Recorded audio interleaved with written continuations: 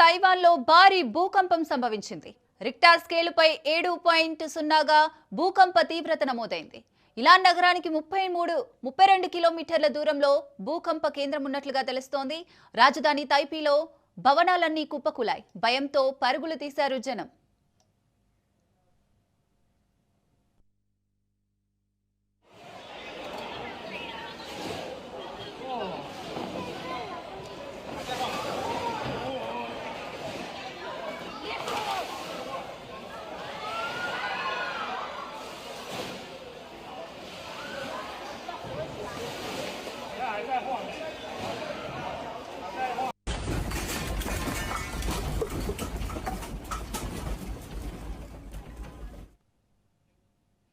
తైవాన్లో భారీ భూకంపం సంభవించింది. భూకంప తీవ్రత రిక్టర్ స్కేల్పై 7.0గా నమోదైంది.